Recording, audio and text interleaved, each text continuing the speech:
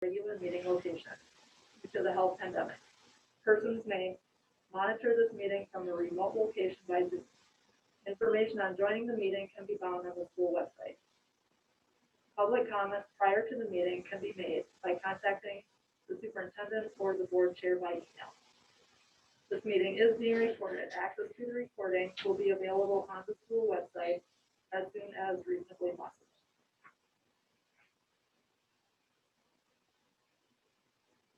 Item 3, approval of agenda changes and additions.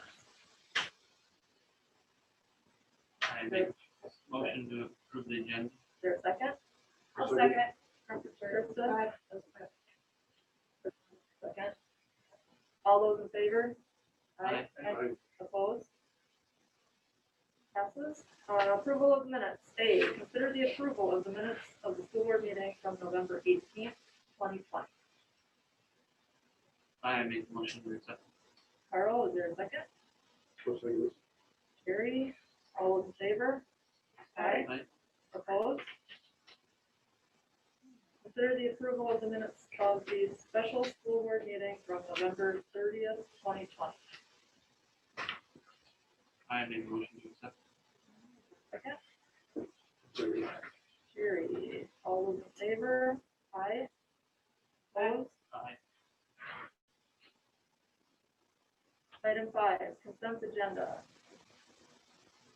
Is there a motion to approve the consent agenda? I make a motion to accept the agenda. Is there a second? Jerry, all those in favor? Aye. Aye. Opposed? Community reports. A, highlights and recognition. So, on behalf of the school board, the community, I want to thank Wendy and Jerry for your patronage, your service, your time over the years to this school. And we greatly appreciate everything you've done. How many years you've been? A lot. He was on the school board when I was in school. I would guess you gotta have at least 25 years. Yeah. At least. How about Did you do 2 terms this last stint? Or 3? Or was it? Right, three. 3? I think it might have been. Were you in school? Wait, that first time I was. Jerry, you've been around a You've long been a long time. It might be I 30 years. appreciate it. Thank you, Jerry. Yeah, thank you very much. I enjoyed it all. Thank you very much. Are there any public comments?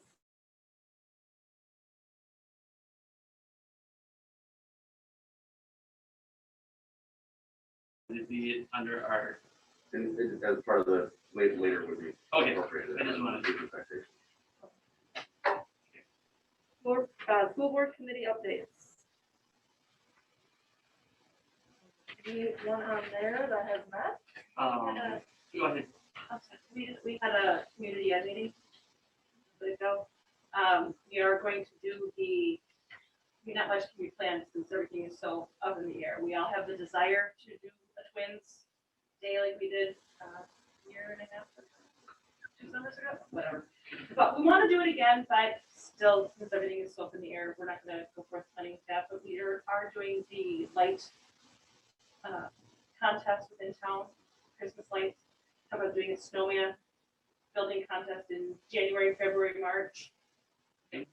Yeah, well, we can, they've done it historically, they do it every year, so, we are doing that for sure. And then we talked about, maybe collaborating with the Lions for Easter, see if there's something else that we can help contribute, for Easter stuff, since we don't anticipate really having the big gatherings in the school, so we'll reach out to them to see if there's any way that we can participate or help.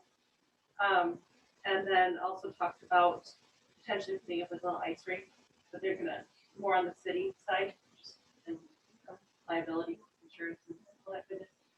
And if they do decide to make a small ice rink, kind of in between the park and here, then we can maybe plan events or something like that.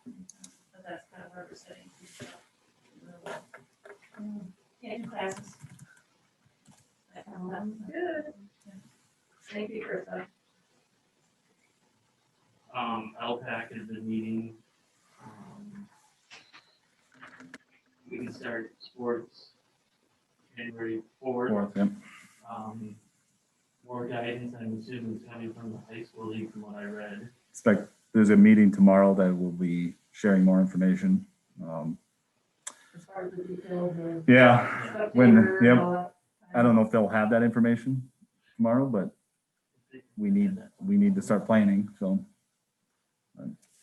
But we can practice, but they haven't said, I'm assuming since we can practice, we can play games, or they win Thursday.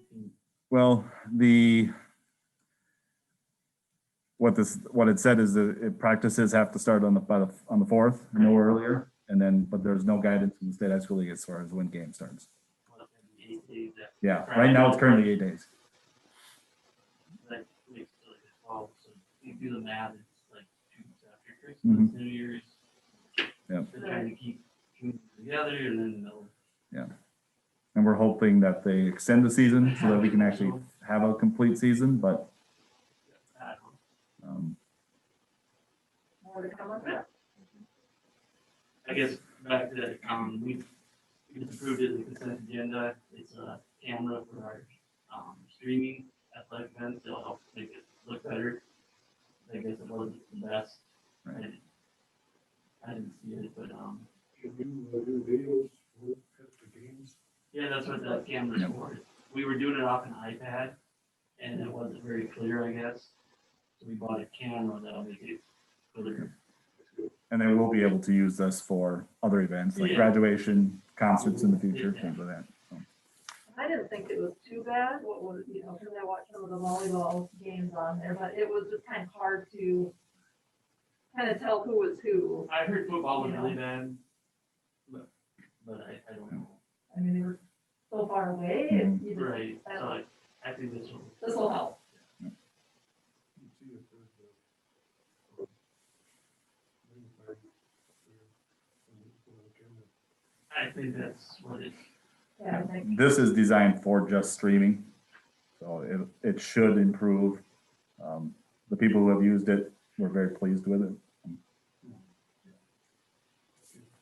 Any other updates, committee updates?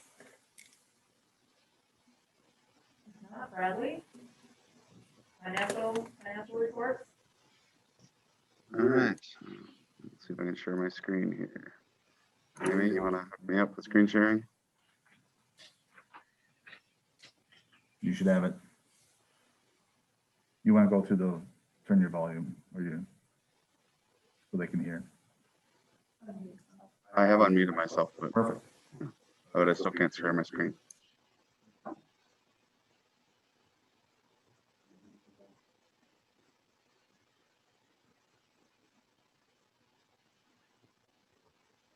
All right, now we're sharing. Okay, so the first item I have for the board is our monthly financial report. We're into getting our fall property tax payments in.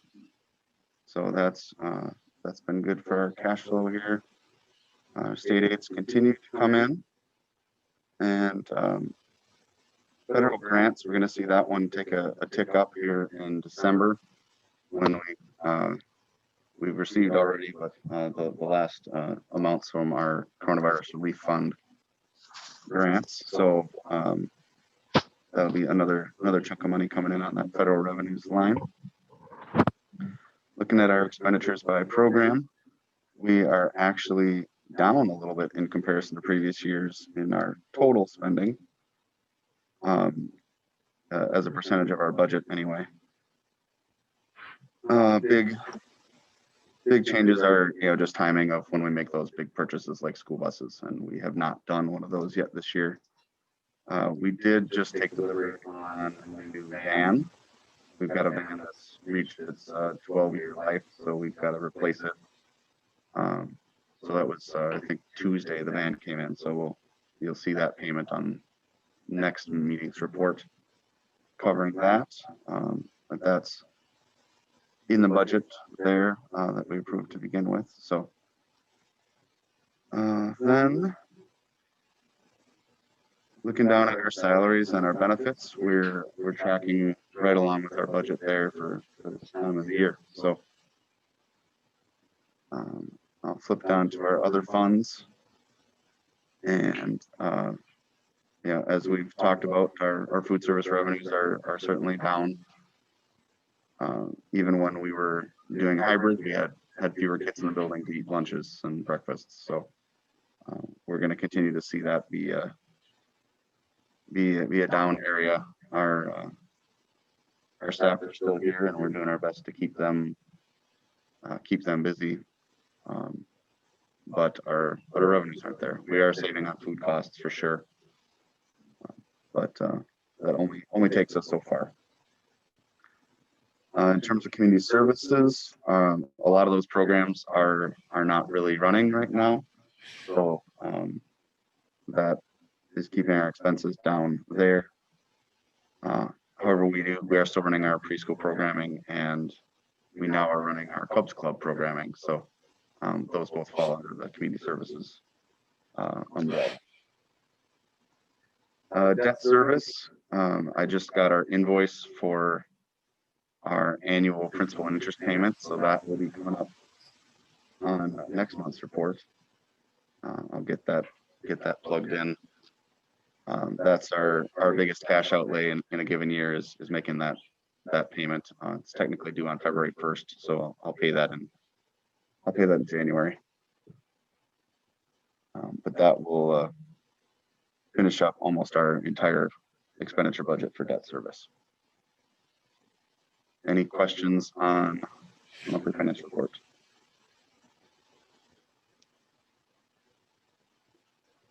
All right, I'll flip to our treasurer's report. So a relatively flat month from a cash perspective. December's going to be actually a pretty good month when it comes down to it. But November we declined just a little bit cash, but nothing awful. We did get some property tax money, and most of that, a lot of that goes into the debt service fund. So, and that levy's been in place for 8 years since the last time that was changed.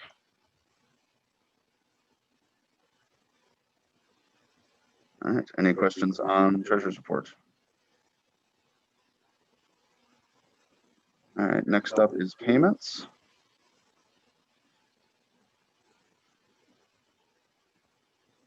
Zoom in on this a little bit so it's actually readable.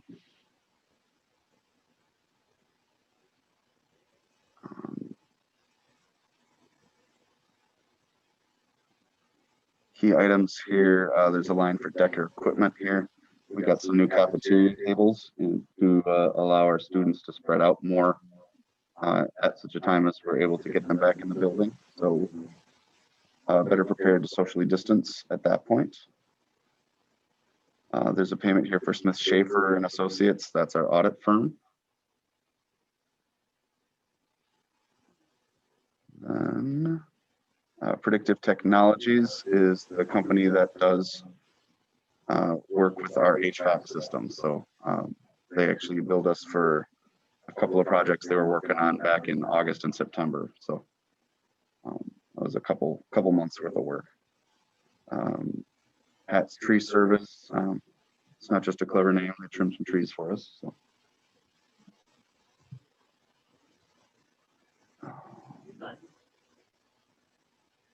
We have been debating over the. One of the things he requested was the apple trees up front. His recommendation was to cut them down. I felt it was too early at that point to cut them down. I'd like to see what we're going to do to replace them first before we do that. So he was just going to trim the apple trees a little bit. That we have been. I haven't gotten confirmation. What I've been told is that is city land, not the school. The ones right by the building is school property. I haven't been able to follow up with that, but that's what I've been.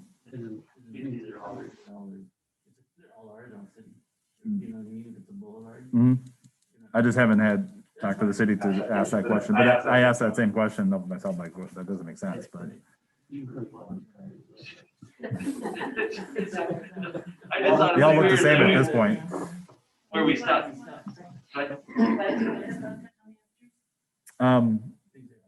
Several years ago, apparently they were cut, just chopped at like 3 feet high, and the way they've come back. What he is saying, his recommendation, I haven't spoken with him specifically, but that it's not as healthy, but it's not gonna last long. So before we just cut them down, I'd like to know what we're gonna do in place of it, and we've started that conversation, but nothing in depth of everything else going on, it's not a priority, so.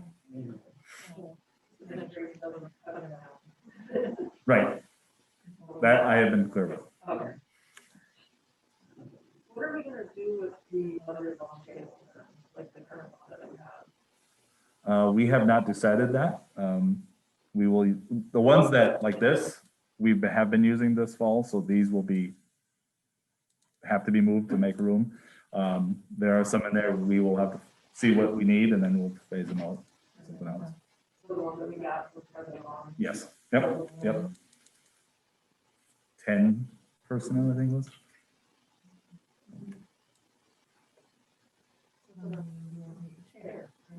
Correct. Well, not in there at least. That stays fine. Yes, it does. Yeah. Go ahead, Bradley, sorry. Okay, next one I'll point out is Hardy Mechanical. They installed a water distiller for us. So when our custodians are using the foggers that they're using to clean the classrooms, they have been leaving a residue because of using tap water. So they started buying gallons of distilled water at a time. So we've got this water distiller installed now, and that'll be a ready solution for them for that purpose and various other ones as well. So that's funded with our coronavirus relief funds money. Next one, I'll point out $10,000 for Legacy Tour and Travel. That's a deposit on our Washington DC trip, which we hope we'll be able to do in the spring. Levels of optimism vary on that, but we're at this point proceeding as if we're going to be able to do it. So let's see, SCB Public Finance, that is a lease payment on our newest school bus. That's an annual lease payment there. Southern Minnesota Special Ed Consortium, that is a quarterly payment for itinerant staff to support our special ed kids. Then Wayne's Repair, that is, I want to say that is 4 months worth of school bus repair. Including all the various things to get us on the road to start the school year. So that's typically a high point in terms of repair time. So that's what I got on payments. There's no other questions on the finances. Is there a motion to approve finances? Krista, is there a second? All those in favor? Aye. Opposed? Lost my spot here.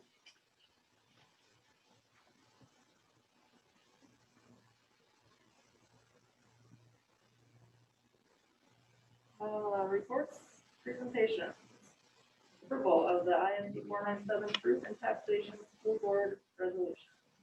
All right, it's good to hear me talking for a while longer here. So you see on your screen there is our Truth and Taxation public meeting. If you want to turn that way, you can see the slides. So just a couple of things here about truth and taxation law. Each property owner gets a notice, says how much their levy is for city, county, school district, watershed districts, whatever else you got out there, you name it, should be on that notice. We're required to host a meeting, and we're here. So the notice states where the meeting is held, and here we go. Our requirements for this meeting are to discuss the property tax levy, to discuss our current budget, and to allow for public comment. Things that are very important for us to keep in mind, formulas that are included in our levy are things that the state legislature takes care of, and except for voter approved referendums like we did last year. Most of those formulas result in a mix of local levy and state aid. So for every dollar that we approve here, in certain cases, 40 or 50 or 60 cents of those dollars actually come from the state and don't come from our local taxpayers. Because those levies and state aids are mixed, sometimes we can see an increase in taxes or a decrease in taxes and not actually have any impact on our total revenues, because that the way that dollar is split between state and local dollars may shift from year to year. I have this one in here just to kind of illustrate how confusing the levy process can be. But from the time that a levy is actually approved to when it's collected, to the school year that it's recognized as revenue, to when it's actually audited, takes a little while. So the levy that we're approving tonight here in 2020 be collected in 2021. It'll be revenue in our fiscal year 2022, and then our auditors will look at it that fall. So start out with our budget. Our biggest fund is our general fund. This fund includes revenue for student enrollment. Local referendums are part of the general fund.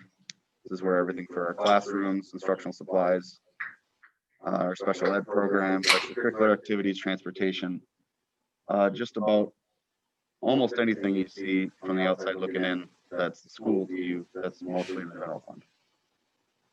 Our food service has its separate fund, and it includes the school breakfast and lunch program, and during our pandemic, we've been operating the summer food service program, which means that all kids get to eat for free while we're operating that program. Nobody has to pay. Our community service fund includes a levy typically based on censuses. So when the 2020 census is all tabulated and calculated, then our levy for basic community education will be able to change. Otherwise, that's been the same number for the last 10 years. Our early childhood levy is based on a census that we turn in annually. We also have money for school readiness for our preschool programs. Pathways grants is a funding source that allows for low-income students to attend our preschool for free. Our debt service fund takes care of our principal and interest payments on debt for this building that we're currently sitting in, and a very large chunk of our levy is for this building. The last one here is our custodial funds. You can think of this as things that are kind of an in and out. If we've been asked to take care of something that's somebody else's money, for example, we've got a scholarship that gets sent our way and we distribute it to the students that are awarded. All right, these are our actual revenues for fiscal 20 and our budgeted revenues for fiscal 21. So that budget was approved back in June by the school board. It does include our revenue from the operating referendum that was approved a year ago. So you see a 6% increase in our revenues. That's why for the general fund. For food service, I budgeted that we'd get less revenue than we got the previous year. We're not going to make that, but that's primarily from meals being served. Community service, that's another one we won't get there. A lot of our programs just aren't aren't able to operate in the current pandemic environment. So we won't have all the revenues that we planned for. Debt service should be right on the nose though, because that's a property tax levy that drives those revenues.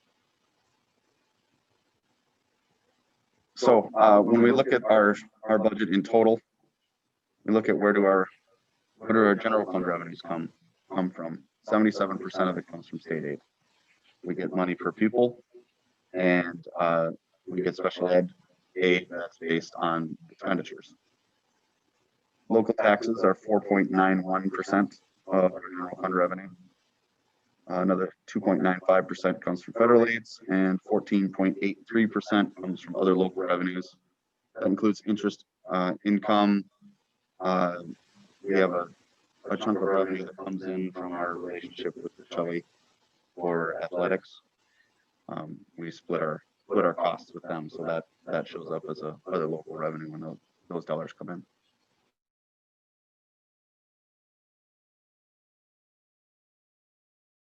In comparison to 1920 actual, we budgeted for a bigger budget number there. Honestly, I don't think that we'll get up to that budget number. Our 1920 actual spending was actually quite a bit under budget when it came down the stretch. It costs us less money to run a distance learning format than an in-person format. So a lot of little things added up to some budgetary savings down the stretch in fiscal year 20, and we'll see some of that same savings here this year. Of course, that's not the way we want to save money, but it at least has a somewhat positive impact on our finances. You heard me mention about food service. Our expenditure budget shouldn't reach that level either.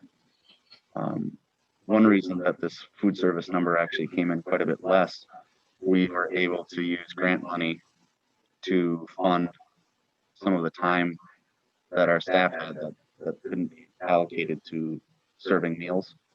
And in order to do that, we had to move those dollars out of the food service fund. So that actually brought down our spending in that fund quite a bit and raised the general fund a little. So when we look at our general fund, how do those dollars get spent? We always try to target as much as we can towards our regular instruction programs.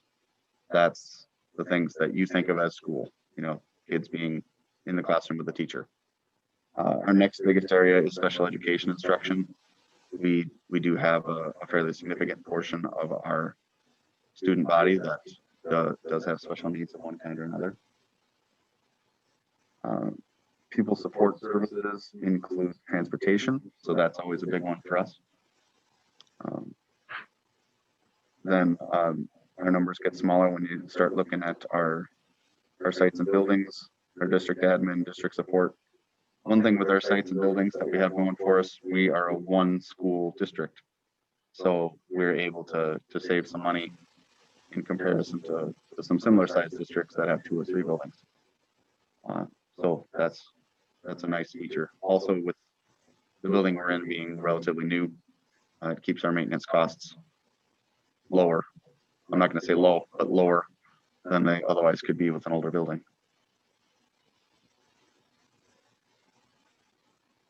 When we look at, so still staying with our general fund, looking at what do we spend those dollars on. Salaries and wages are always going to lead the way. Benefits is another big piece. Purchase services, there's a number of things that go into that, but we do contract for a lot of our special ed teachers and related services. I myself am contracted. Our school bus maintenance is contracted. So we have a lot of things that fall into that category. This slide is showing our projections for fund balance. And this was comes off of the budget publication report that I got to do a couple weeks ago here. Our unassigned fund balance is those dollars that we have available to do whatever it is we need. most of our regular instruction programs fall into that unassigned category. Assigned fund balances, we have a couple of things.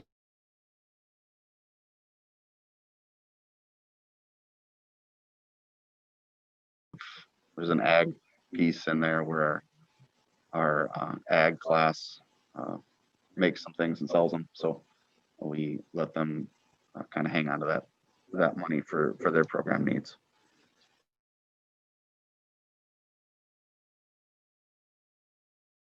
Our facilities related operating capital is one of them. Long-term facilities maintenance is another. Those are definitely the biggest ones.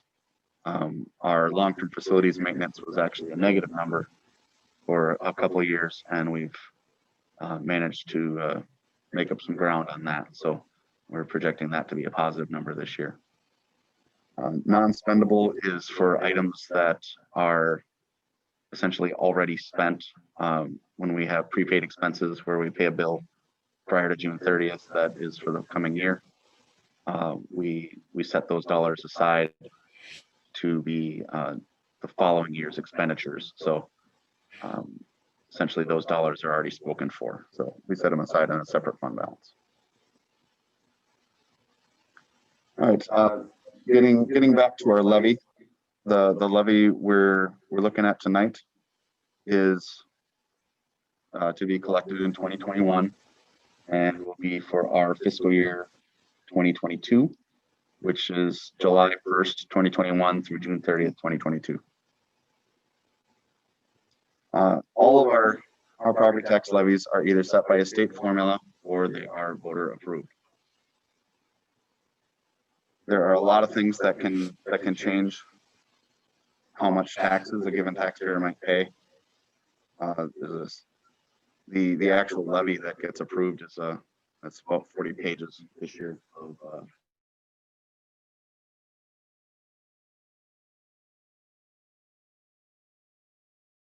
the summary. I'm looking at you, Carl. So if the sales ratio, this is if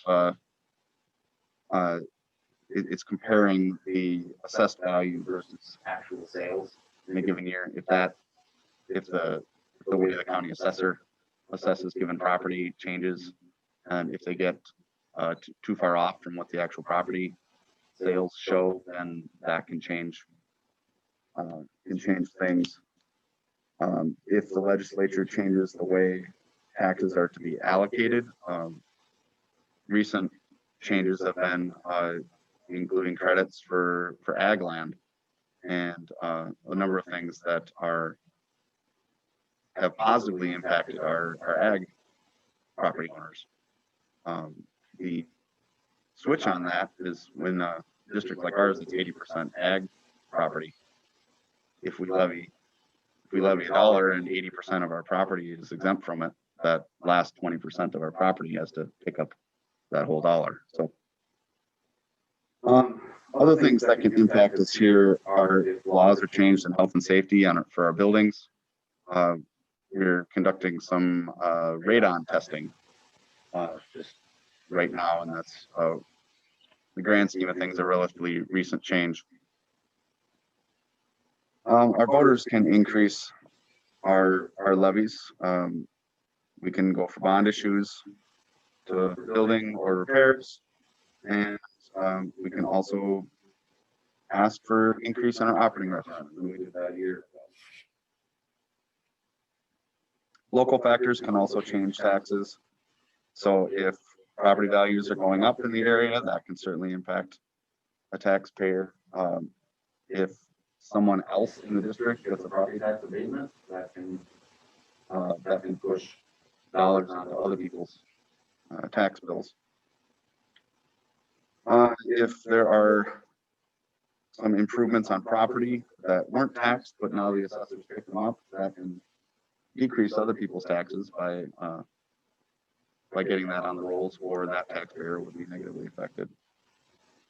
The county can change the assessed value of property, or classifications of property can be changed as well. So looking back to the specifics of our levy, 51.23% of our levy will be for our general fund, 1.64 for our community education fund, and 47.13% for our debt service fund.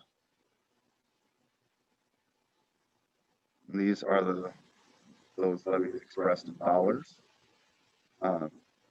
From the levy we approved a year ago to now, we are actually down $8,497.87 in comparison to that levy. So we're pretty flat this time around. A couple of highlights that I wanted to point out from more of the details of our levy are our referendum revenue is up 24,000 on this levy, and that's part of the referendum that was approved last year has an inflationary factor in it. That's not the only factor that changes that, because our pupil enrollment drives that as well. But that inflationary factor does increase our levy there. Our long-term facilities.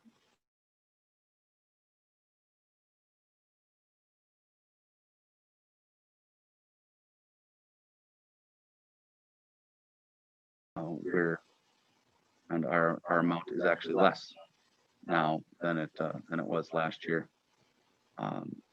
That's one when I was showing the restricted fund balance. That's a category that we really needed that money to come in to make up some ground on where our spending had been. We're a newer facility, but that doesn't mean we don't have long-term facilities needs. The other one I wanted to highlight here was our lease levy. That is for our district's portion of the SMAC facility, just off of Highway 90, east of Austin. We and 6 other districts contribute to that. Not all the districts are using lease levy dollars for that, but we are. So that levy, I believe their bond is 10 years.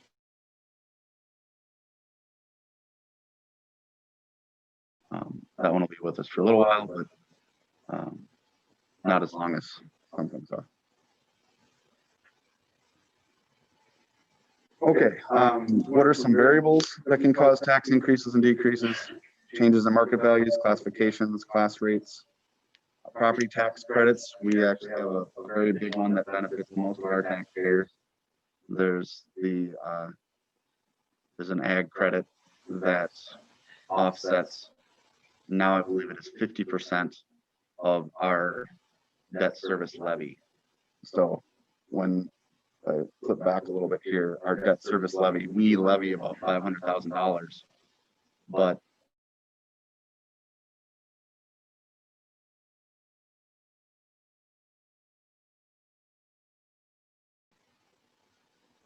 that one disproportionately benefits us because we're one of the heaviest ag districts out there, with 80% of our property being ag land. Voter approved referendums can increase our property taxes, and did a year ago. Then there's also a myriad of state formulas that go into this. Most of them are based on our enrollment figures. We're a small school, so with 300 students, if we increase our students by 3, that's in some of those formulas. So when we're dealing with small numbers with what we have, that can be a really big deal. Looking at how that gets allocated out here. A given taxpayer can also see the value of their property increase. We at the school district have no control or authority over that at all. That's a county assessor duty. Your property could stay exactly the same, but if everybody else's moves, that can change the percentage of taxes that you would need to cover. So then also school board actions can increase or decrease property tax levies. There are a number of levies that are allowed as a school board decision. So we check the box yes on most of those things that we're allowed to do. That lease levy that I mentioned is one of those. We could turn that levy on or turn it off. If we turned it off, then we've got to come up with $45,000 from another source. You know, and that's a teacher salary, you know, if you're talking that chunk of money. So so we turned that on last year. So this is the last slide, kind of the ask for approval on this. So we're asking for $551,225.02 for the general fund, $17,669.01 for the community service fund, $507,168.71 for the debt service fund, for a total proposed levy of $1,076,062.74.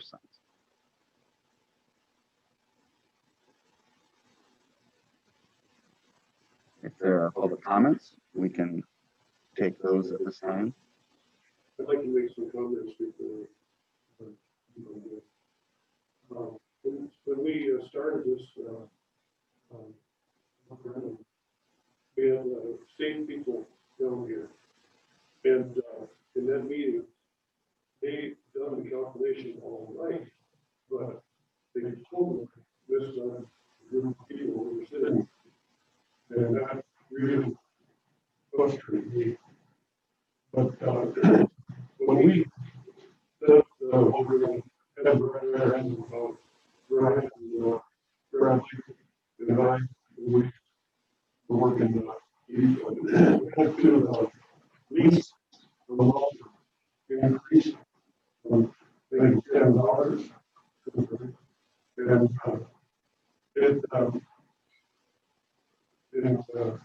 it has nice the explanations on how we did it with receiving some ways, but just bad listen to the public.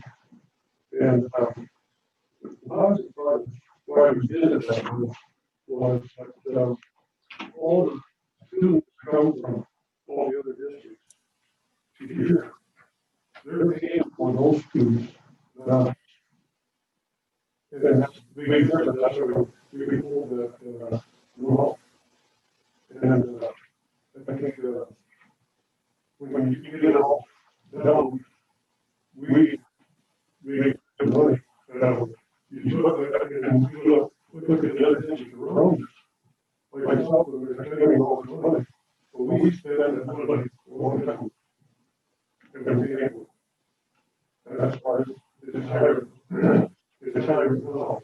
But eventually that'll go on. They'll be paying for the school.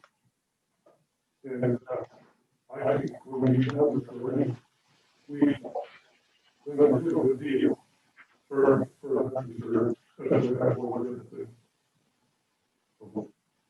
Well, and I mean, I can say at that meeting, I can confidently say I don't think any of us, you have to be misleading, there's nothing like that professionally done. I know. But they've done this. And you know, with your situation, so, and you maybe mentioned this earlier, and I didn't catch it, but are you saying now that 2 consecutive years you've seen large increases? Because I know last year there were some issues with the, you know, a big jump in values, which created issues, correct? Is that? Yeah, you know, like I stated earlier, that, you know, when I first moved down here, my taxes were around 1,600. And now I'm paying 4,000. And that was 6 years ago. Yes. And what I would like to have seen is go back to the 2019 school year, 2018, and shown more progress as to how you your funds were building as you are, not just 2 years, but 4 years. You gotta have more comparisons so people can understand where everything is coming from. And referendum, I'll tell you, I voted against it because there wasn't enough information put out.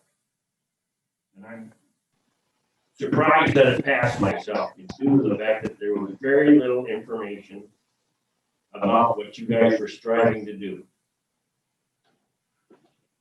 I think, that current superintendent did not do a good job at that part.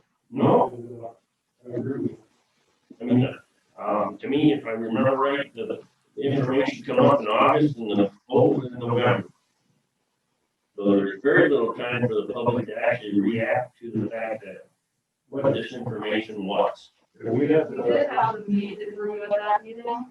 No. Okay. We had 2 meetings. Yep.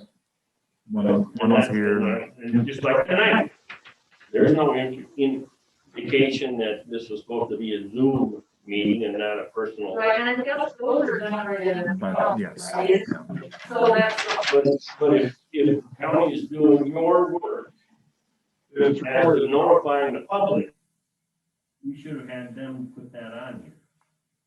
And I'm sure they could have. When is it sent? they, when we done the lineup for the, and we had such a short time, unbelievable, but that's the way the state, county had to do it. And Scott Feldman, people have done it, he did an awesome job on what he's done with some of the information, and, that was sent out. Didn't even make it before, the meeting. I believe it. Yeah, I totally agree with it. We just want, as far as the school, we just want out that we got. That passed. I was dumbfounded that it passed. We really got a short time. We did have the You know, yeah. So how much was your increase from for this year? this year I had a negative 1%. But I was looking for a reduction a lot due to the fact that the information I was supplied with was that this one levy that we were replacing with that vote we made was supposed to fall off. No, That's what I was told. that you got this one. That we, And whether or not that was due to the fact that to please the public, so everybody thought, well, okay, next year our taxes won't. And as you can see, I'm the only one here. Bradley, correct me on this one. When that one, the 10 years ended, but this one replaced it, so the dollar amount did not change, it just was replaced by another one. So there was a previous voter approved operating referendum.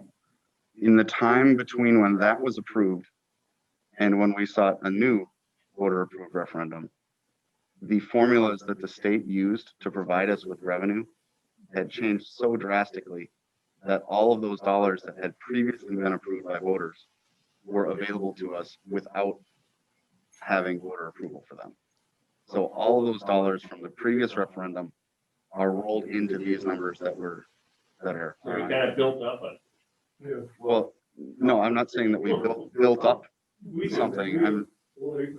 This is annual revenue amounts. Yeah. So our finances were to the point where if we did not seek a referendum, we were in serious jeopardy of having to make significant cuts to the programs that we have. That is why we went up for an operating referendum. It's kind of like, no referendum, do that referendum. Or we won't raise it. You know, we run out. It's only used, The referendum is new money. So that's, yeah, but prior, the referendum that we had, very small. yes, very small.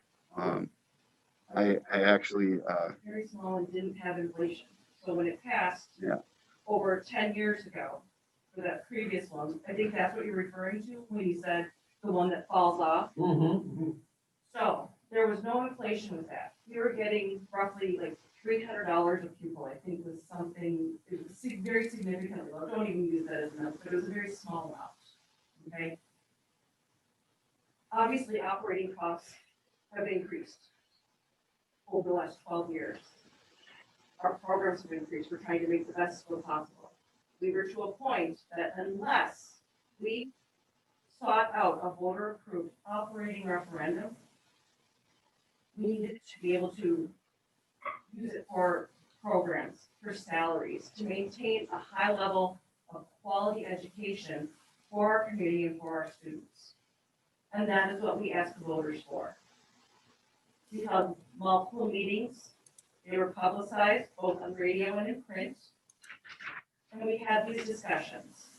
I think, and then there is also what Bradley has been talking about, that it was said by state legislature that this amount of money, because we know that these costs are going up, we know that we need more funding to be able to provide special education services, to be able to provide appropriate, adequate instruction, to provide a good quality education for these students. That this money, the school board can just simply say, yes, this needs to maintain, so this is our base. So that continued. Nothing ever technically dropped off. That was the base with which we needed to continue. What we asked for was above that base because we needed something to keep up with inflation. Now that's going to stay the same for the next 10 years. Now, I don't know if that referendum have inflation into it. Yes. This time now it will keep pace with us as the cost of living, the cost of operating continues for the next 10 years. That referendum, those levy dollars, those property taxes, will keep pace with that properly. So that there isn't such a discrepancy. It's not like we're banking all of this money. It's like a double dipping, all right? Number one, all right, the increase in your property value goes up, all right, that's supposed to cover also the increases you guys are also asking for. So everything's just building and building. There's gotta be an end to the inflation. That's a Between governmental thing and societal, that isn't something that we decide. No, but, inflationary You know, rates. what I'm saying is, all right, the property value goes up. All right, you guys say, all right, now, due to the fact that the student value has gone up 10%, all right, we're gonna add on another 10%. Well, the state is already, or the county has already done that supposedly by increasing property values. The Does that make increase, sense? it doesn't actually. The increase in property values Your property value does goes up, not your give us taxes more go up. money. It changes how the dollars that we levy are allocated. If we levy $10 Yep, and there's 10 taxpayers and they each have the same exact property, they're each gonna get $1. Right. If taxpayer number 5 doubles the size of their house and their property tax, then their valuation goes up.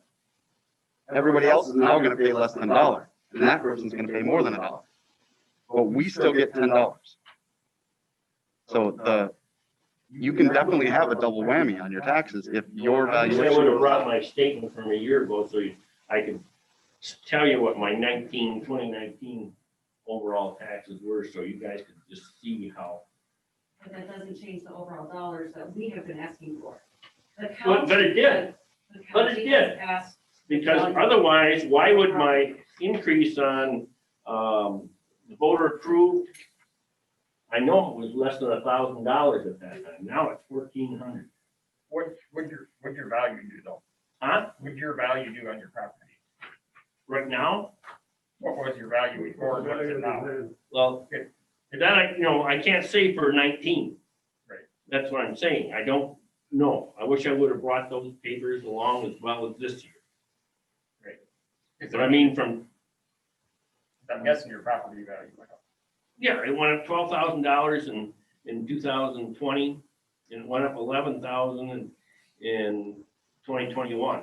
And I don't know what 2019, but I wish I would have brought that so I could reference that as well, just like I was saying to you, to increase your from 2 years to 4 years, so you have a better idea of how things are progressing. So Bradley, so basically, if everyone's property value goes up in the county, or in our district, what they get, what they're paying taxes on is not gonna change. If everyone's taxes, values did the same thing, stayed in lockstep with each other, then their taxes could be completely flat. If we levy the same thing and nobody's assessments changed, it could We be flat. always levy the same amount of money. No, No, we levy a different amount every year. No, but we give the county a dollar figure, what we're levying. Yep. That don't change on his property value. Just because his property went up, someone else's probably went down, so he's paying more and the next guy's paying less. Just because the property value is going up, don't mean we're asking for more money. Right. In the case of last year, So obviously something's changed. we did ask for more money. We very much did. So Yeah. the referendum was an increase of $250,000 of revenue. Now, 40% of that's gonna come from the state and not from local taxpayers, but the numbers that I'm required to present don't show that.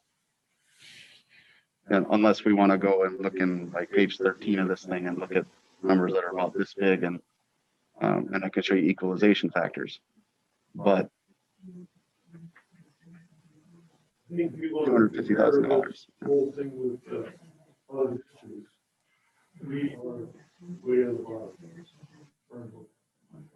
Probably on the student valuation. All right, here's another question. All right. here's another question, all right. Since interest rates have dropped on the loan on this property, Let me check. I will. I mean, you guys haven't, you're not not taking advantage. It was last done in 2012, and we actually evaluate on an annual basis whether we can refund those or not. It was last evaluated about 3 months ago. And based on the terms that are already pretty darn good, a 2% on those I mean, bonds. right now, valuation or interest rates on mortgages are 2 point something. Yep, and it also costs a lot more money to refinance a bond than it does to refinance a mortgage. So refinance a mortgage for a couple $1,000. It would cost us nearly $100,000 to do that because you have to get. Well, I know my church has done it a couple times in Austin and made a huge difference on the amount of money we pay on our loan. Yeah, and I'm guessing that loan isn't $4.7 million at this point, It was at one time 3.5, but it's probably not anymore. no, But we evaluate that on a regular basis, whether we can do that. just making the point that, you know, there are advantages out there to try to reduce your costs. And Friendly for it. Make sure those things are happening. And you should know that this board likes to save money every chance that they get. As do I. Aaron had a statement. Yeah, Aaron, you Yeah. still speak? can you hear me? Yep. Okay. Yeah, I'm pretty much in the same boat.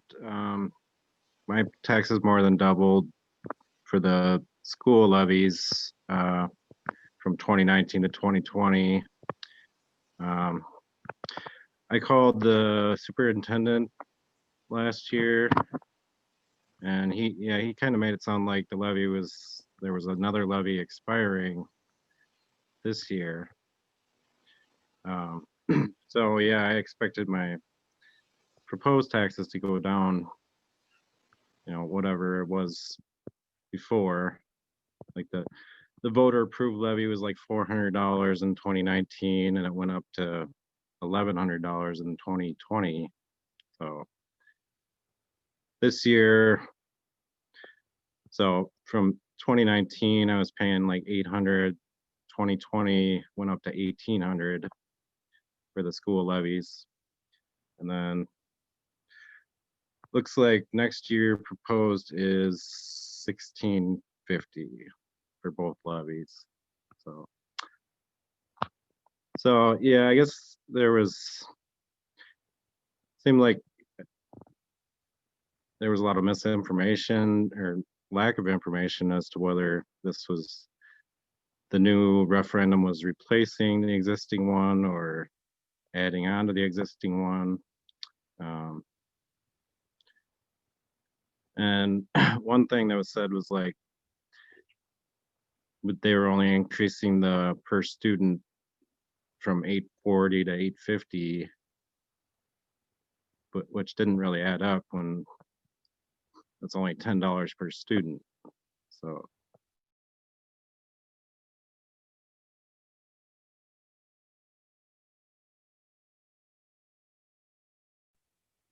how much the property taxes have went up.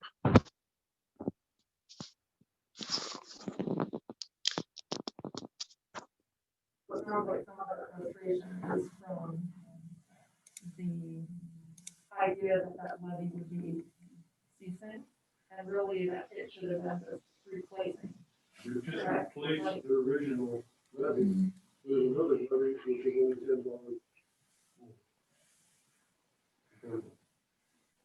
And, I know it's really confusing for a lot of people. Did you talk to the assessors at all? I called them on it right away because I was flabbergasted from, I mean, mine went up too. I mean, I was too, but, and the only answer they gave me was, we just do whatever you guys tell them. yeah, 'cause I was told that the assessors were telling there was gonna be a thing that dropped off because they're basically referendums. And that, I personally didn't hear that from them, but that's, I told they talked to assessors and that's what they told me. That's not the case. Mm-hmm. So, I mean, if that's them saying that, that's, I don't know. But from what he said, that's exactly what I heard here. I agree with that you did, I would hear that. And at that time, they said, well, you guys, you know, just like everything else, well, you can't do anything about it. But you didn't go to any of the meetings, so you heard it from someone else, right? That- Right. Not any different than about what I heard about what that referendum was supposed to be about. So you didn't go to any of the meetings to find out. So when you went to vote for it, you just voted for it because I didn't understand it. I voted you against didn't call it. the superintendent? Huh? You didn't call the superintendent to ask questions? I didn't understand it and we already had it to a vote, so what can a voter do? Either yes or no, and I voted no. Because I didn't have enough information for myself. And I doubt whether or not your superintendent at that time would have given any decent information You at all wouldn't have. either. You went up. I would have directed you to Bradley personally, but anyways. And my opinion of superintendents, they're not worth the powder to blow them up. Yeah, they're terrible. All right, so we appreciate you coming. Thanks for your support, Carl. Bradley, All right, if you want to really have a good, Well, you know, look at Rochester, that Negro guy that was there for them. okay, so we're Thank you, gonna, sir. we're gonna move on.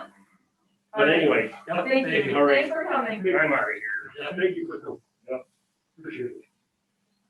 Whereas pursuant to Minnesota statutes, the school board of Lyle Public School, Lyle, Minnesota is authorized to make the following proposed tax levies for general purposes. Maintenance general fund, $551,225.02. Includes referendum. Community service, $17,669.01. Debt service, $507,160.71.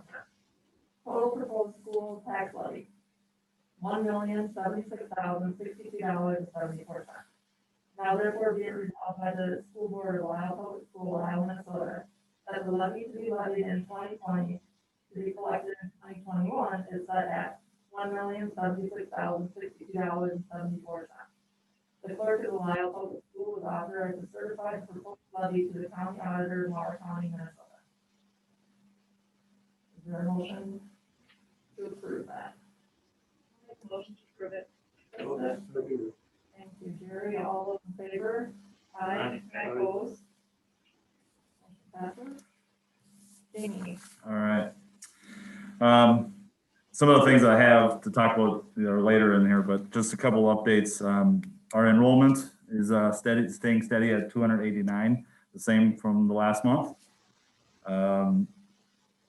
I want to give a couple of shout outs basically to our support staff who have stepped up over the last month since we've gone to distance learning. Obviously, their bottom line at their house was, their home was in jeopardy, I guess, for the sake of a better term. But they've stepped up. There have been some painting done, cleaning of the walls. We've been delivering more food to our students. I believe it's around 100. Correct me, Heather, is that all right?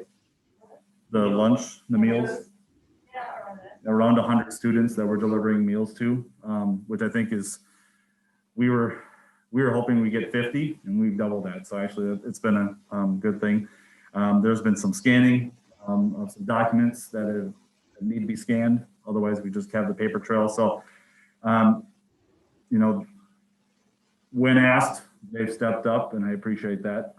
As does the entirety of the staff. I think they've stepped up throughout this whole thing. We have met as a leadership team. We met yesterday. Thank you to the two of you for coming.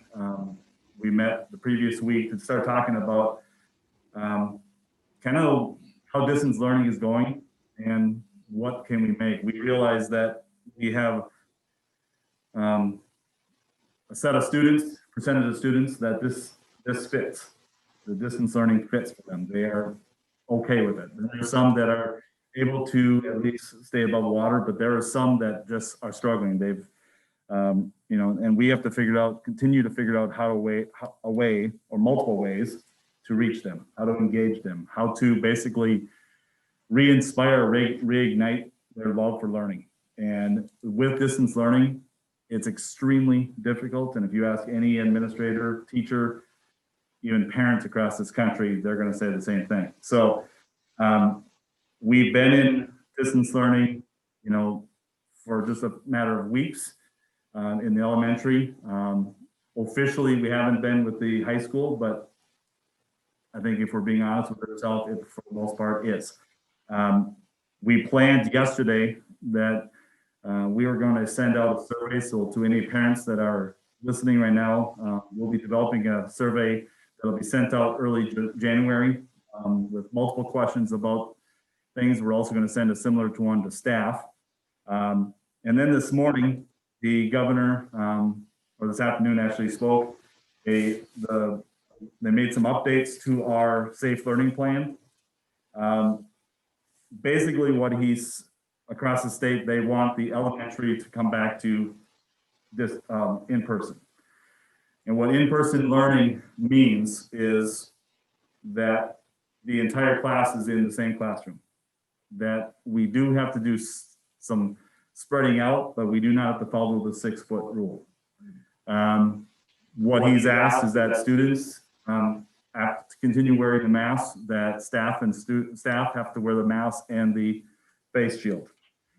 That's already got some mixed reviews. We also are required to offer to the staff, every staff member, every 2 weeks to be tested here in the building. They do the saliva tests, and we will be getting those from our regional support, which is out of the Rochester. That it seems in some aspects like a slam dunk, but when you look at a school like ours where we are all one, poses some more issues.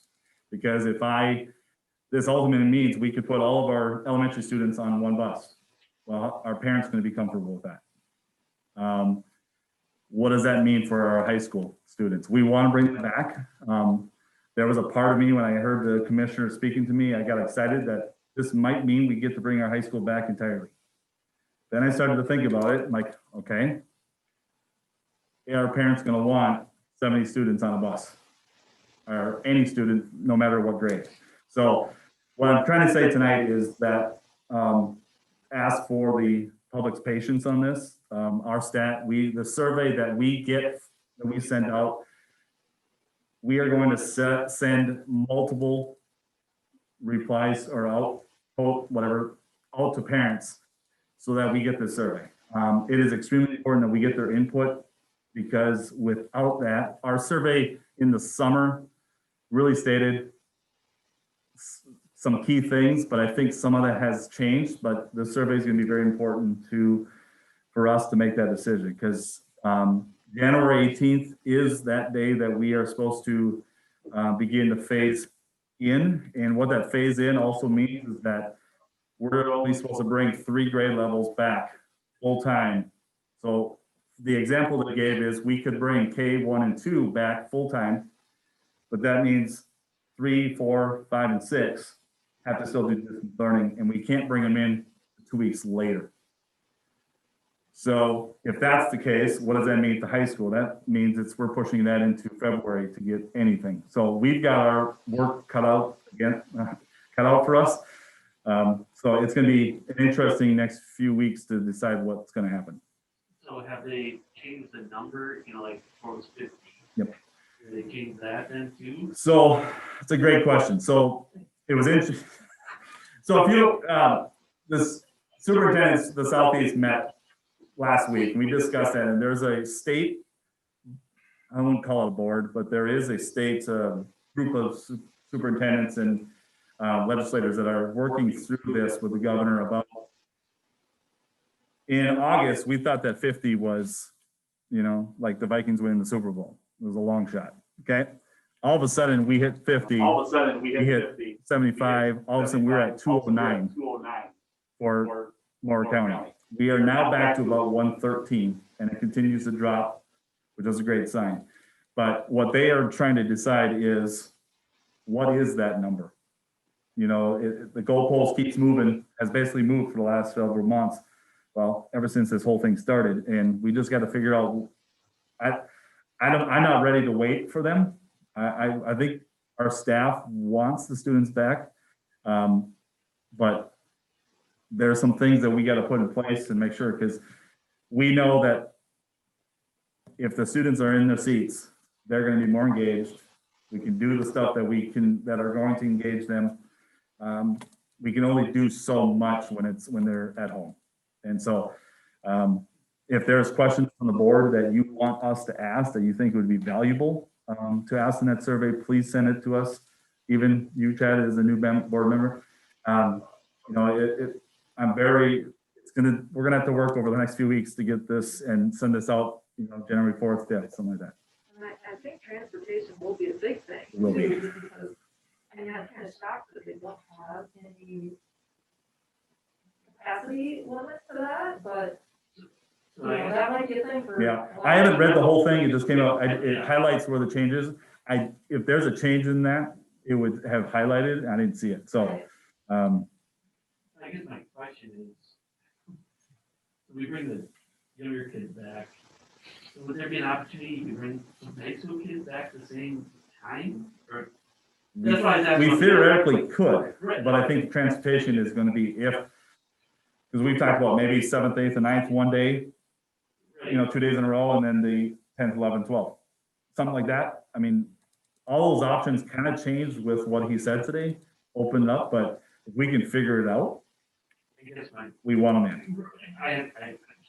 I know you guys are, at that meeting we went to, it was very frustrating, because every time you thought you could, it's like, well. One step forward, 2 steps back. And that's essentially why they asked you guys to be there, because they felt like It actually, that's how it felt even the week before. We just take 2 steps back, 2 steps forward, 5 steps back.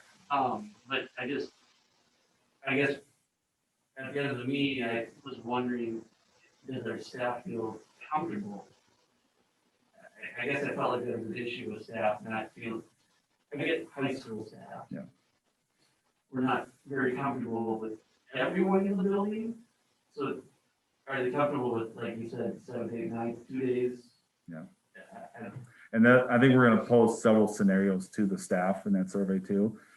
There are schools that are doing the approach of all out or all in, and no hybrid. When you're all in, the rules don't apply. But the moment you have a case, it could be more widespread, and then you're shutting down for 2-3 weeks. So. A few steps forward, I guess, in wondering. If the results of some of these surveys and maybe parents aren't all that comfortable, will we still offer them the distance learning for those that are like, now that you're really gonna have a whole class full of kids, I'm still not comfortable, or I don't really feel comfortable with the whole talking situation. How are we going to treat that scenario as well? Because that could be a possibility. And that could pose a nightmare too. Right. So Yeah. basically, the parents have that right at this, they can make that choice. And if that's the case, worst case scenario, I'm coming to you with a brand new position that we're needing to post for a teacher for 4 months. I guess that's the other thing too, with our, the meeting we had, it feels like we don't, the situation and we don't have enough staff Mhm. and really can't afford to have another staff member. I would assume we need another teacher. It would be, but depending on the number of staff, there could be some adjustments that we can make with the people that we have in the house too. It'll- Still utilize our music arts. Yep, All right. they could, we, Now they're yeah, and in elementary school. the problem, and really this is what, Yeah, they are. Oh my gosh, they are. this is what, and Corey had conversations with multiple parents, if we could have the perfect plan and all of a sudden on a Monday and by Friday, it's all blown up because 15 parents have said, don't want it, and it's 15 parents across several grades, then what? So it's a very fluid situation, and we just need to gather that information and continue to work in the early part of January and see. So you guys know the state the governor wants us, we don't know the exact date for these, but he's authorized at the beginning of the year 5 days that we could use for planning purposes. We have not used those days. He wants us to use 2 of those 5 this time around, every school. So there will be 2 days where we will not hold classes, and it will entirely be for planning. Our plan is to do the survey, and then when that survey is done, by the time it closes, that's when the staff can plan. That's all. It'll all be in one communication to them, but it's Well, we want to get those dates out sooner rather than later. Right. For Yeah. planning purposes, especially for our younger families. I mean, just right now, they kind of know the plan. I mean, it'd be awful nice if we could dump you 12 back in, but after that meeting, I was more understanding of the problem we're having. It's not just get them in here. Right.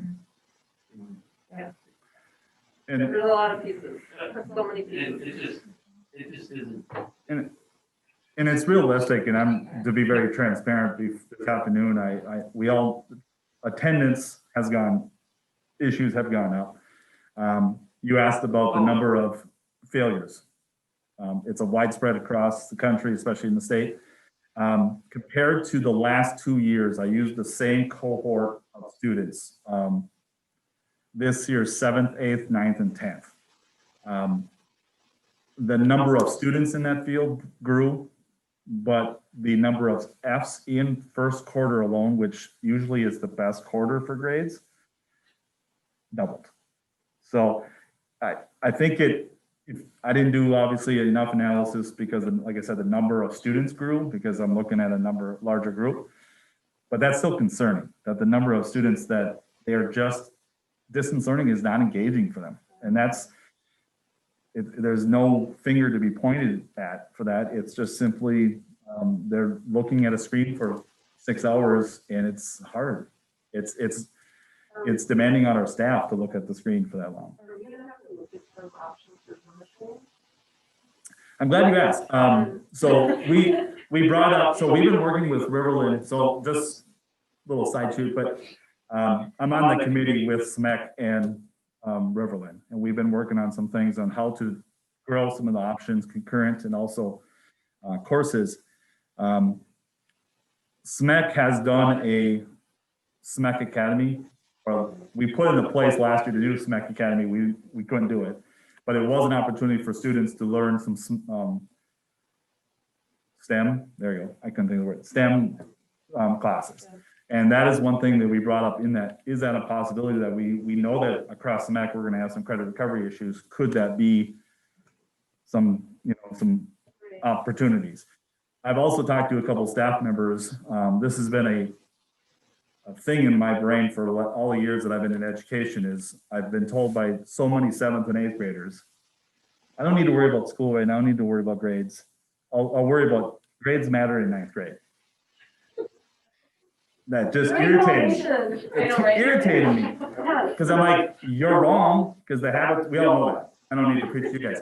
But so Corey and I and a few teachers have talked about developing some kind of middle school credit program. And I think it's more important now than ever before. And what I'm possibly considering is as an option, it's too easy to say if it's going to work or not at this point. But if a student struggled math and reading, when the next year, instead of retaining them, could we give them additional classes in math and reading to catch them up in those areas? How that looks, what that's going to cost, will that include another staff member? Who knows? We haven't really thought that through, but we've got to think outside the box as not only a Lisle public school, but as a educational system. Because we're going to have issues across the country with grades for multiple years. They're still planning on the MCAs.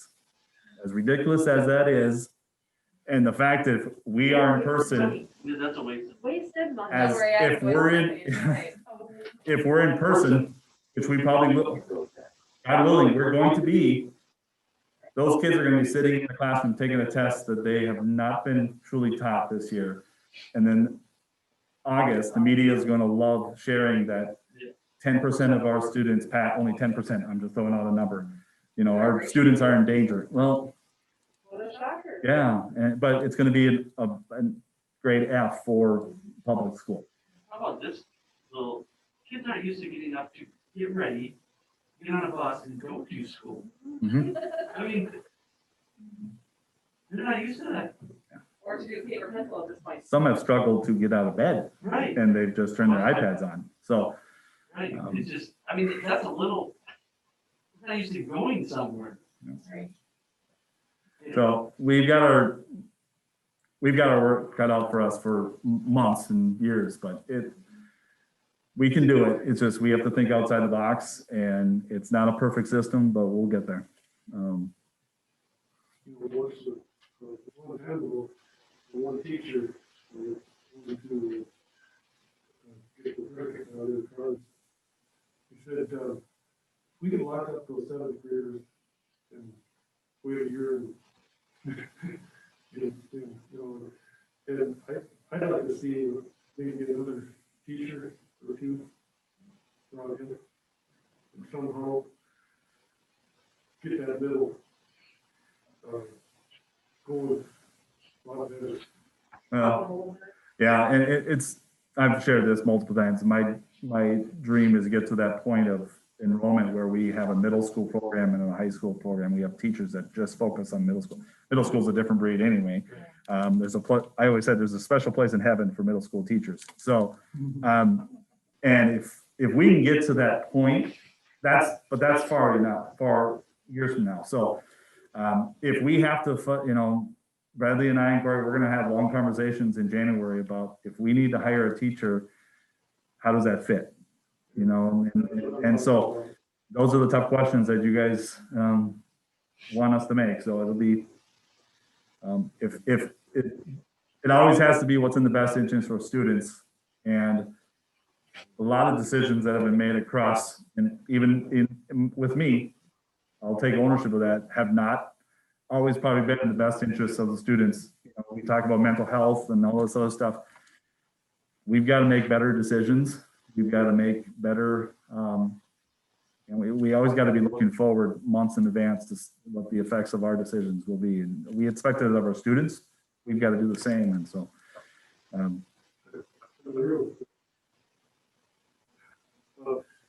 you pay too much attention to how to get everybody happy and satisfied and do what's right.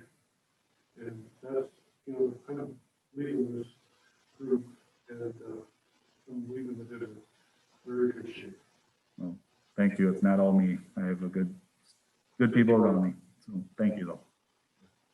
So, I guess one thing I did forget, you see up there on that wall, that's the radon testing. So we will be finding that out. The result, you were? That would have been odd. You got enough positive things to talk about tonight. So we'll find out. He'll be taking it in and we'll get the lab results in January and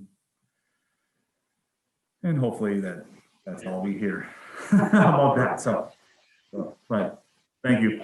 Thank you, Jamie. Yep. Corey. Sorry, my battery on my computer died. It doesn't last very long.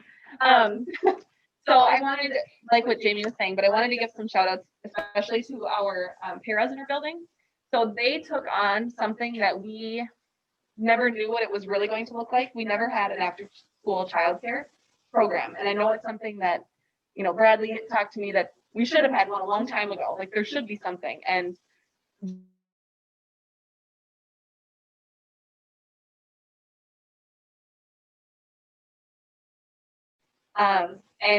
we pretty much just gave it to our paras as we're trying to figure everything else out and said, here you go. Please figure out what their day looks like. And it is the most organized,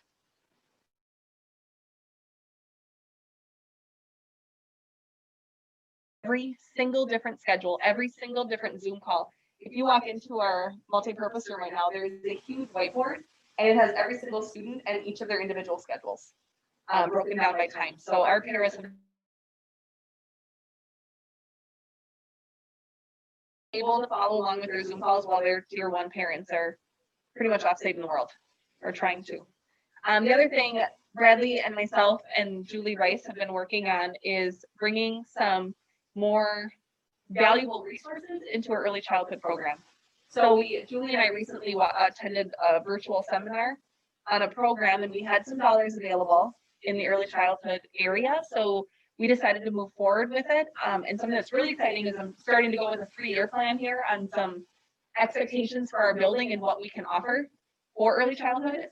Something that's never been available, at least I don't know if it was in the past, but hasn't been recently, is early childhood programming and basic classes for families with new children, new babies. We're talking the 0 to 1s, the 0 to 2s. So we recently purchased some materials. And Julie's going to be working with and organizing it so we can get this out to families. Our goal is ultimately in a few years to be able to provide classes, like the Mommy and Me classes, and provide resources and education so that we can start the foundation at a much earlier age. And we can even catch kids earlier. So we're working on pulling a census and reaching as many people as we can. So pre-pandemic, we could have had a lot more people in our building, hoping in the future, because thinking futuristic, we can move forward with those plans. Yeah, the elementary students as well have been rocking distance learning. They're doing a really, really good job. The parents have had to flip-flop their lives, and we're very thankful for the support that we have for their parents, because kindergartners and first graders cannot do Zoom calls on their own. They can't. I was in a whole bunch of them today, and just seeing, you know, the kids are doing something and the teacher's like, everybody please mute, everybody please mute. The kids are muting and they're asking, I got a new iguana and I had waffles for breakfast, and talking with food in their mouths and taking their teachers to the bathroom with them because they've got to go, but they're in class. You know, and just a lot of the parents have really been helpful. So So our teachers have done a really good job, and bouncing off with what Jamie said, our specials teachers. Unbelievable. I mean, they're not teaching the subject that they want to be teaching, but they have grown into just it. They're doing so good. They really are. They seem to enjoy it. Yes, they do. And I think the other thing Corey did not talk about tonight was that she was on a Zoom call this evening with Santa and a couple of elementary kids.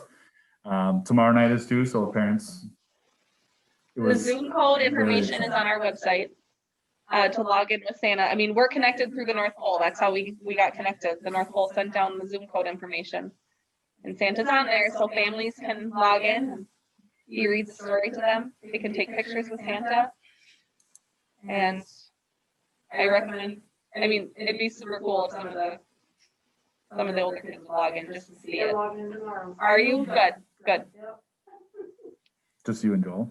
Okay, let's move on. Thank you, Cory. Mhm. Items for action and discussion. A, consider approval of the resolution establishing combined polling places for multiple precincts and designating hours during which the polling places will remain open for voting for school district elections not held on the day of a statewide election.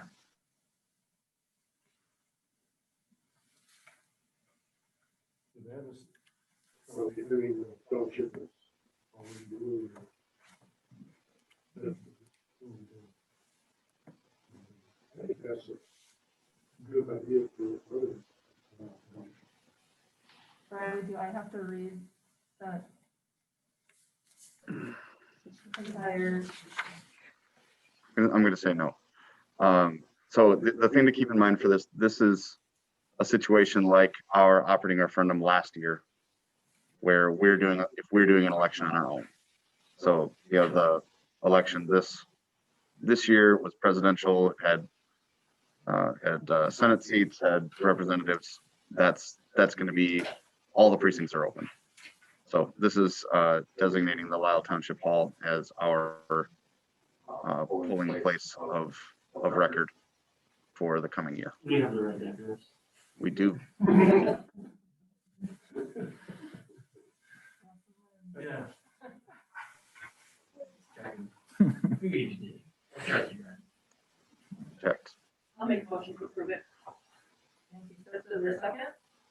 I'll second it. Dave, all those in favor? Aye. Opposed? B, consider dates for the board reorganizational meeting in the month of January. So considering the fact that with the survey, it would be, if we did a reorg and we had to make a decision on changing something, the week before the board meeting would probably be the best. I don't know if that would, Yeah. our board meeting's the 20th, so if we did the 13th, but Chad, this would be your opportunity to share if that would work. And Renee is on here too. If Renee, if you want to either chat to me. Hello. Oh, Do you have a meeting on and after? Come on, I Toby. don't know.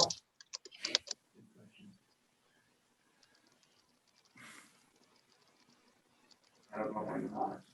Yeah, Not a yeah. federal holiday. You wouldn't want to schedule it during the. Well, it'd be- I know we can't have, Later, right? we can't have sports the night of, or during a certain time on caucus nights. So I don't know that, I think, But anyway. Right, anyway. well, if it is, we just change it on the Right. 13th, if that's when you get, would that, Okay. I just want one little comment about that reorganization. There's two things that we got, I think, Yes. community ed. Yeah, Toby. That's kind of a time Can consuming. you call again tomorrow? I'm fine if you want to stay on it. Okay, I was gonna nominate you I'm for that sorry. and This is a No. little stressful. That's That'll get us Can done. you please call That's tomorrow? I just want people to be thinking, this next a Okay. little bit time consuming also. Well, after, they only meet a few times per year. because we both work during the year, I so, wish they would meet or more. during the day. but Okay, yes, then I can give you my full attention. I'm sorry, I just this think you need to is, be a little bit, um, want to be there. I'm a little stressed out right now about wanting to talk with you and being Anyway, in this meeting. and community ed, I think No, it's not your fault. It just, also. it's unfortunate circumstances here, so. I feel like, are you looking? No, I'm not. I think Okay. Chris would be great. I love you. Call tomorrow. Chris, I love you. she comes up Okay. with stuff, but Yeah. I just, All right. those are two communities that All right. you need to Goodbye. have I a little desire to be on it. Which is why I'm nominating. I'm not creative. So Yes, I know. Tammy, you're going up there tonight for. Anyway, I just wanted to really thank you for doing tonight, because no one else wanted to do it here. Thank you. Especially it was new. Yes, now someone's gonna have to. So I don't know if we need a motion for that, but 13th would, Is there a motion to approve the 13th at 6 o'clock? For the reorg meeting? I'll make a motion to accept that. Is there a second? Carl, all in favor? Aye. Opposed? C, consider our district response to the Minnesota State High School COVID-19 feed. well, anyone who's talked to me about this knows I'm not very passionate about this one. So this has been a thorn in multiple sides of superintendents and schools across this area, probably across the state. So just for the public to understand what this is about, I'm going to try to be diplomatic because I'm a little fired up about this one. But the State High School League has been basically running a deficit or deficit spending for years. They did not increase school fees for close to 10 years. They did not raise State High School League ticket prices or anything like that. And then once they got some new board members, they started to realize we are short of money. So they passed some offsetting things over the last few years to increase fees for each school.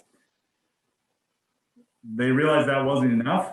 So, and coincidentally, COVID hit. We did not have a state tournament for girls and boys basketball and anything in the spring. They found themselves at a major deficit, and they are now pushing it on to each individual school to pay anywhere from, it's on the back somewhere, it's in here somewhere.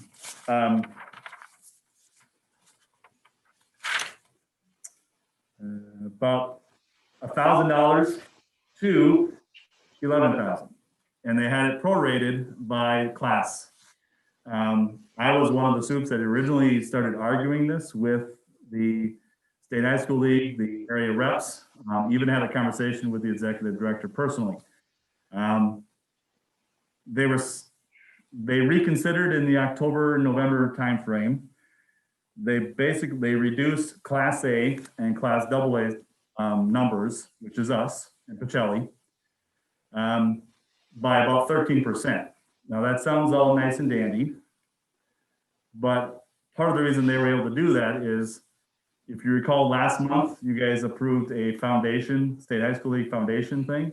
That money is funding they get through tax dollars and things like that. I know, don't quote me on exactly what that is, but that helps pay for free and reduced students, low-income students to participate in sports. So they took from the lowest income students to offset cost. The thing that irritates me and multiple superintendents across the state is that on the backside of your form board is I have it per pupil, and this is rough numbers, using 90 students for Lyle. It comes out to around $30 a student. If you look at the top, Austin, with 1,200 students roughly, they pay $750 a student. Why is that up? Pays $320, and imagine St. Paul with like 3,000. 11,000 is a drop in the bucket to them. So if there's any public on the phone, on the line tonight, I am asking to reach out to your representatives, call the State High School League and voice your opinion, because this $3,000 that we are being forced to pay, and Pacelli's has to pay this, is ridiculous. When Austin and other bigger schools are paying minimal. Now I'm asking the board tonight to, if you guys say pay it, I will. The conference, we had a meeting the other day. One out of all the conference that was on that call, I think there was 8 of us. One, the check is made, but it hasn't been sent. And I think she heard the rest of us say that we don't want to pay this If it ends up what the Eric Mertens, who's the executive director, said, because we're a member of the State High School League, because we are members, we have to abide by the state, by the bylaws and the rules that the board of directors make. So ultimately, we may be kicked out of this, out of the State High School League if we don't pay this. But all I'm asking, I don't have a problem paying this personally. Well, not personally, but you know what I mean? But I'm not volunteering that. I don't have a problem with it if I knew that Austin, Wayzata, Minnetonka, International Falls are all paying relatively the same amount as we are per student. They refused to, the State High School League is refusing to look at that. And there are schools in the cities that have 43 activities. And what I think Eric was saying to me, I don't quite understand this, but I think what he was saying is, well, these bigger schools have 42 activities to pay for. And, you know, when we base it off of per activity, it makes sense. Well, we would love to have 42 activities. We probably would have 2 kids or a kid in each sport, but we can't do that. So it's not a comparison. So to me, the easiest comparison is per pupil. Small schools are paying in one superintendent's, I'm not gonna name names, he is calling this an extortion fee. That it is, they are using COVID dollars under the COVID guise to take taxpayer money to pay for their failure to make a budget. And they have not made the reductions that we've asked them to do. Like, what reductions have you made? Oh, we've made them. Can you show us? Oh, we've made them. That's literally the response we're getting from the State High School League. It is terrible. Well, I've actually even said, if you guys say no, I'll send this receipt back and say, we're not paying this until we get more information. I don't know. I'm. And if you're comfortable doing that, I'm good with that. I would think at minimum, you hold off as long Yes. as. Yes, and that's what LPAC, I want to In get, case LPAC something decided comes up, that. we are gonna, Until they Wait. send you the letter that if you don't pay this in 30 days, I'm kicking you out, Right, I think you win.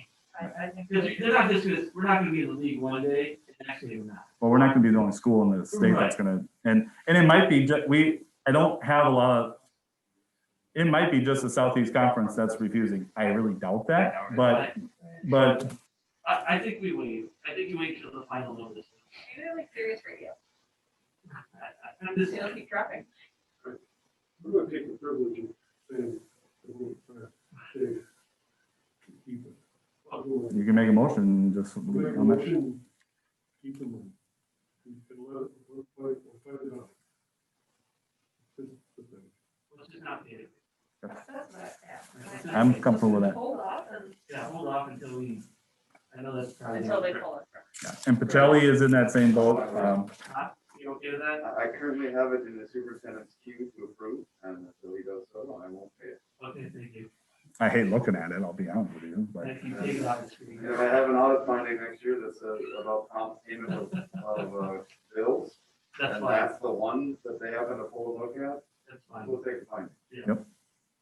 I mean. And I'll be happy to write that I'm letter. looking forward to writing the correct. Yeah. I think we just need to take a little stand here and just see.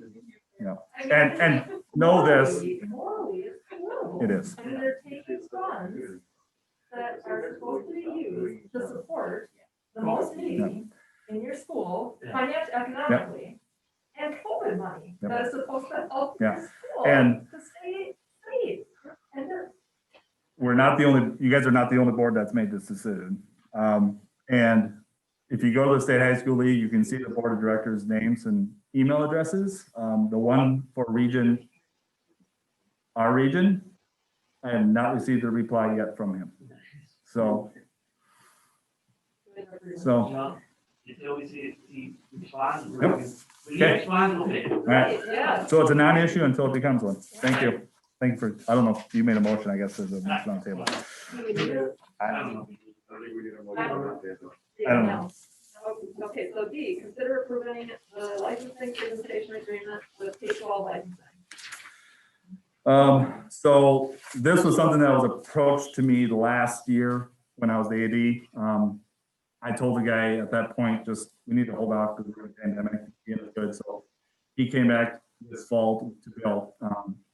So basically, the contract that was in the packet is essentially, if you go to Hy-Vee over by the toothpaste area, there is a line of, you know, Austin Packer stuff and other things. We're gonna have Lyle Pacelli stuff there. So this is an agreement with them that they will start selling that stuff at that location. In the contract, it doesn't say anything about, it won't affect the games equipment. It will not affect the boosters, Legacy or Pacelli boosters to sell anything. If we ever wanted to go to Walmart and sell Pacelli stuff, that would be a no. We wouldn't be able to do that, but Walmart hasn't responded. no. Teams people play, sell merchandise, does it affect any relationship that we have with selling any of that, or does it actually improve it and that you receive better funding or? We do make a little money on it. At this point, you can play isn't paying us any royalties. We would get 50% of the trophy royalties. Just from this Under the contract. organization or from them as well? Just from. From the K-12. Okay, so just, They're not gonna pay us for something. I didn't know if it would. Or more options, or is it like licensing operations? It's basically what we're doing. It's like,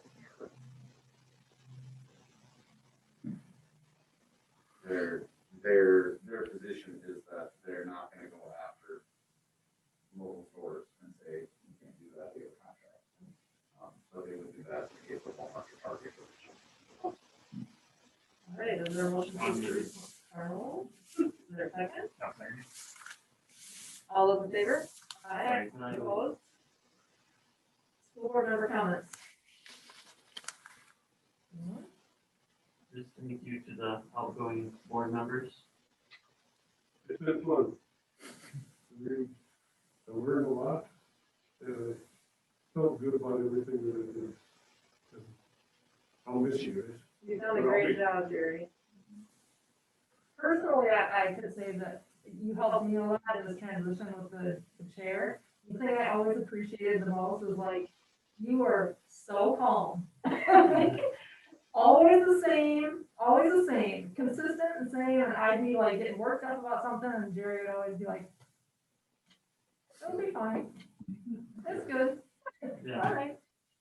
No, you've done a great job, Jerry. We really appreciate it. It's been good. I would encourage anybody, if you haven't been on social media, to look at Oh, yeah, Jamie, I all didn't know you that's could going sing. on. I know, right? Jamie, you're awesome. Thank you. The voice is not calling me yet, though. I was, Wow. I think So you're gonna stay asleep for a yeah, while? that's my plan. Yeah. That's my plan. Venture off on auditions? No, but really, check it out, That was because there's funny. some, I laughed. yeah, there's some great things. going There's a on little, there, the so. story was, we started this caroling the last, my first year, I think, and no one knew that I could do that. And so when I did it the first time, I had several crooked necks after that, because they were like, where is that coming from? So, yeah, that's all I can do, though. Oh. So, I'm not, you know, Whatever the five line is. yeah, just the 5 lines. Yeah. Like I said, my kids get a concert twice a week, but I can't say the words are correct. But All right, if there's no other comments, is there a motion to adjourn? I make a motion to adjourn. Carl, is there a second? I'll second. Jerry, all those in favor? I should. Aye. Opposed? Meeting adjourned, 7:57. As Carl said, that should have been a don't take me